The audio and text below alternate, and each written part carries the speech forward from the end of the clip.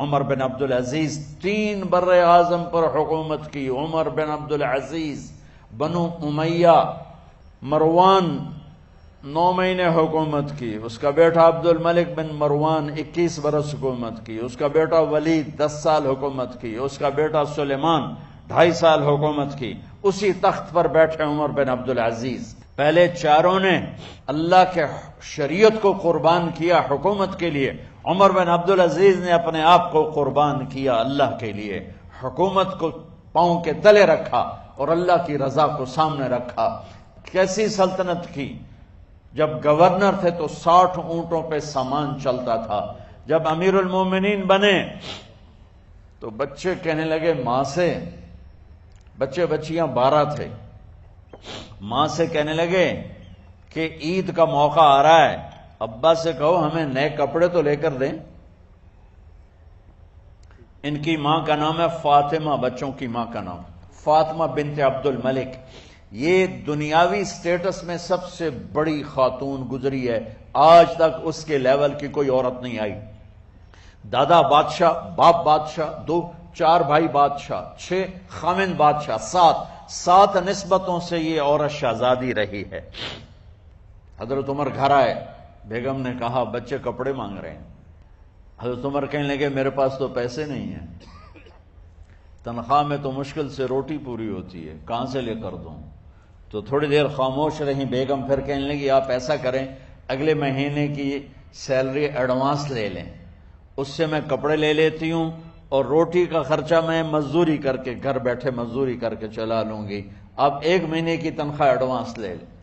حضرت عمر بن عبدالعزیز واحد خلیفہ ہیں جن کے دور میں 3 بر اعظم میں زکوٰۃ لینے والا باقی نہیں بچا تھا. یہاں لاہور بھی ان کی حکومت کے نیچے تھا، جنوبی اسپین فرانس ان کی حکومت کے نیچے تھا، کاشغر تک ان کی حکومت کے نیچے تھا، استنبول کے دروازوں تک ان کی حکومت تھی. 3 بر اعظم میں ایک آدمی زکوٰۃ لینے والا نہ بچا. اور اپنا حال یہ ہے کہ بیگم سے کہہ رہے ہیں پیسے کوئی نہیں، کپڑے کہاں سے لے کر دوں؟ اور بیگم طریقہ بتا رہی ہے کہ آپ اگلے مہینے کی تنخواہ ایڈوانس لے لیں، اس سے میں کپڑے لے لوں گی اور چولہے کا خرچہ، روٹی کا خرچہ میں گھر بیٹھ کے مزدوری کر کے کما لوں گی. تو حضرت عمر کہنے لگے ہاں یہ ٹھیک ہے. باہر آئے وزیر خزانہ مزاحم، انہیں بلایا کہ بھائی ہمیں اگلے مہینے کی تنخواہ ایڈوانس چاہیے. یہ تنخواہ والے لوگ بیٹھے ہوئے ہیں، تنخواہیں لیتے ہیں. اس نے کاغذ قلم آگے رکھ دیا، کہا حضرت یہاں لکھ کے دے دیں آپ 1 مہینہ زندہ رہیں گے میں تنخواہ دے دیتا ہوں. اب مجھے لکھ کے دے دیں آپ 1 ماہ زندہ رہیں گے میں آپ کو تنخواہ دے دیتا ہوں. چپ کر کے اٹھے، ایک لفظ نہیں بولے، گھر گئے. حضرت اپنی بیگم فاطمہ سے کہا بیگم بچوں سے کہہ دو کہ باپ کے پاس کپڑے لے کر دینے کی سخت نہیں ہے. اور خزانے ایسے بھرے پڑے تھے کہ زکوٰۃ لینے والا کوئی نہیں تھا. عید کی نماز ہوئی، نماز کے بعد جب ساری فیملی ملنے آئی اور بچے بھی ملنے آئے تو ان کو دیکھ کر ان کی آنکھوں میں آنسو آ گئے. کہنے لگے بچوں آج تمہیں دکھ تو ہوگا اپنے باپ پر کہ ایک جوڑا کپڑا بھی لے کر نہ دیا عید کا. تو ان کے ایک بیٹے نے کہا ابا جان آج ہم بڑے خوش ہیں، ہمارا سر اونچا ہے کہ ہمارے باپ نے مسلمانوں کے مال پہ ڈاکہ نہیں ڈالا، ہمیں قربانی کا بکرا بنایا لیکن مسلمانوں کے مال میں خیانت نہیں کی. یہ ان کا طرز حکومت تھا، اس طرح انہوں نے حکومت کی. گھر میں تشریف لائے تو بیٹیوں سے بات کی تو انہوں نے منہ پہ ایسے دوپٹہ رکھا ہوا، منہ پہ دوپٹہ رکھ کے بات کریں. تو فرمانے لگے کپڑا تو ہٹاؤ، دوپٹہ کیوں رکھا ہوا ہے؟ تو گھر کی خادمہ زور زور سے رونے لگی، کہنے لگی امیر المومنین آج آپ کی بیٹیوں نے کچا پیاز توڑ کے روٹی کھائی ہے تو وہ اس کی بو ہے منہ میں، آپ کو بو سے نفرت ہے اس لیے منہ پہ کپڑا رکھ لیا. تو حضرت عمر اتنا روئے کہ ان کی داڑھی تر ہو گئی. کہنے لگے آخر میں جب تھوڑا آسرے میں آئے کہا میری بیٹیوں تمہارا باپ تمہیں بڑے اچھے کھانے کھلا سکتا ہے لیکن میں جہنم کو برداشت نہیں کر سکتا، میں جہنم کی آگ برداشت نہیں کر سکتا. اب مرنے کا وقت آ گیا. جب وہ گورنر تھے تو 60 اونٹوں پہ ان کا سامان چلتا تھا، اور جب وہ امیر المومنین بنے تو عیادت کے لیے لوگ آ رہے تھے تو صالح عیادت کے لیے آئے، فاطمہ کے بھائی، کپڑے دیکھے امیر المومنین کے تو بہن کو ایک طرف کر کے فرمایا، بڑے نیک سرداروں میں سے تھے یہ مسلمہ بن عبد الملک، کہنے لگے امیر المومنین کے کپڑے تبدیل کروا دو، لوگ پوچھنے آ رہے ہیں تو میلے کپڑے اچھا نہیں لگتا، کہا جی بھائی کرواتی ہوں۔ اگلے دن جب وہ حال پوچھنے آئے تو پھر وہی کپڑے تھے، تو انہوں نے ان کو الگ جا کر کہا، بہن میں نے تمہیں کہا تھا کپڑے بدلوا دیتی، کیوں نہیں بدلوائے؟ تو وہ رونے لگیں، کہنے لگی کہاں سے بدلواؤں، جوڑا ہی ایک ہے، جوڑا ہی ایک، کہاں سے بدلواؤں؟ اور حکومت کتنی تھی؟ 3 بر اعظم کی، 3 بر اعظم کی حکومت۔ ہمارا تو پٹواری امان کا نہیں ہے، اور وہ 3 بر اعظم کی سلطنت لے کر ایک جوڑے میں اللہ سے ملنے جا رہا ہے۔ ان کو زہر دیا گیا، جب ان کی موت کا وقت قریب آیا تو انہوں نے رجا بن حیوہ کو بلایا، سننے والی بات ہے بچوں، ان سے فرمانے لگے سنو، میں نے 3 بادشاہوں کو قبر میں اتارا۔ اب بچیاں تو قبرستان جاتی نہیں، ہم تو اپنے ہاتھوں سے قبر میں اتارتے ہیں، اور اوپر مٹی ڈالتے ہیں، اور اوپر اینٹیں ڈالتے ہیں، اور پھر منو مٹی میں دبا کے واپس آتے ہیں۔ یہ منظر آپ بچیوں کے تو دیکھنے کا بھی نہیں ہے۔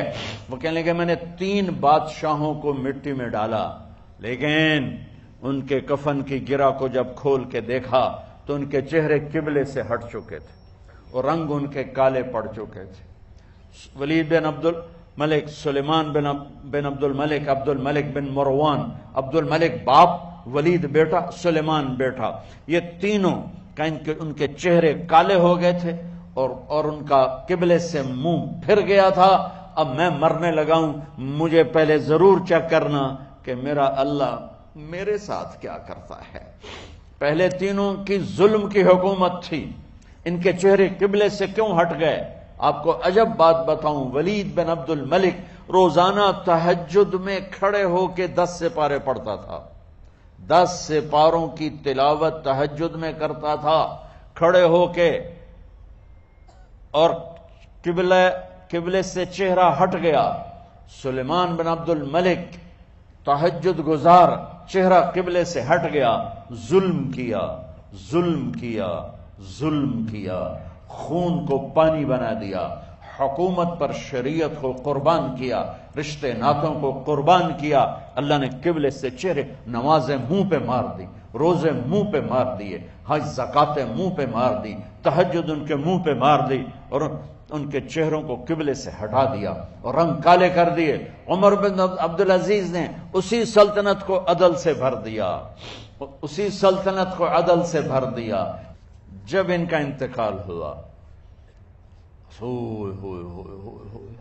سلیمان بن عبد الملک کی ڈیڈ باڈی جب قبر کے قریب لائے اتارنے کے لیے تو ایسے ایسے ہلنے لگا، اس کا پورا جسم ہلنے لگا۔ تو اس کے بیٹوں نے کہا کہ ہمارے ابا زندہ ہیں، تو حضرت عمر نے فرمایا بیٹو زندہ نہیں ہیں، عذاب قبر جلدی شروع ہو گیا ہے، عجل اللہ بالعقوبہ، قبر کی پکڑ پہلے شروع ہو گئی ہے، چھپاؤ اپنے باپ کو جلدی۔